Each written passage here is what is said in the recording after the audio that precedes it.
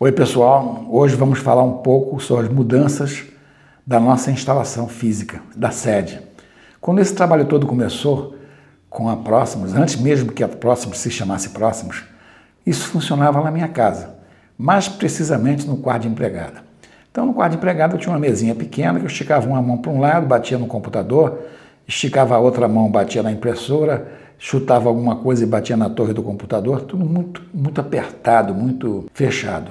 Então nós vimos logo que não havia condições de expandir o trabalho que nós vínhamos fazendo naquele ambiente e alugamos o apartamento de cima. Eu estava no apartamento 1, aluguei o apartamento 3 no terceiro andar. Houve uma complicação para que isso acontecesse, porque ao mesmo tempo que eu aluguei esse imóvel, eu também fui para os Estados Unidos para começar os treinamentos de manutenção, de assistência técnica nos produtos necessários para que isso tomasse seu rumo. Depois de 1 ou 2 anos nessa mesma posição, se não me engano, uns 3 anos eu acho, surgiu a necessidade de ir para um ambiente ainda maior. Aí o nosso contador me visitou e falou: por que você não vem para Tijuca? Eu nem sabia o que era, não conheço nada de Tijuca, acho que eu ainda conheço muito pouco. Já estou aqui há 20 anos, mas tem muita coisa que eu não conheço. Então ele me trouxe aqui para a rua Canuto Saraiva e me instalou numa casa em que ele mesmo estava, porque ele também estava se mudando para um outro lugar, tá? Ele estava indo para a Torre do Rio Sul e nós ficamos na casa que era dele.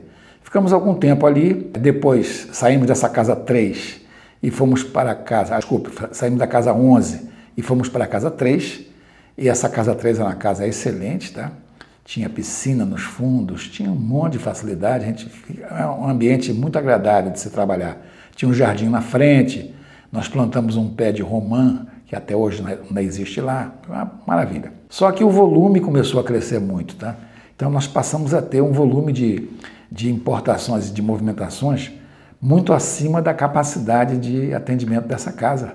E aí surgiu a ideia de arranjar um outro lugar mais espaçoso ainda. Procuramos em vários lugares, vimos galpões na própria Tijuca mesmo, em São Cristóvão, na Zona Norte, procuramos em vários lugares e não encontramos nada que fosse agradável e interessante para a gente.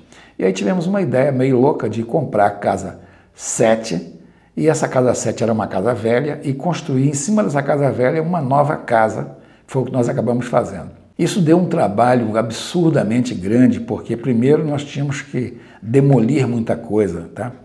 Para poder construir por cima, era uma casa em cima da outra casa, aproveitar o que se pudesse aproveitar e o resto descartar. E aí tivemos a primeira dificuldade, que foi conseguir alguém que fabricasse, que construísse essa casa para nós. Não foi fácil, porque nós fizemos várias experiências com várias empreiteiras e nenhum deles tinha o controle do que ia acontecer, tá? E eu era muito chato com isso aí, eu falei assim: ninguém vai construir nada para mim se eu não tiver certeza de que ele sabe como é que a coisa vai evoluir.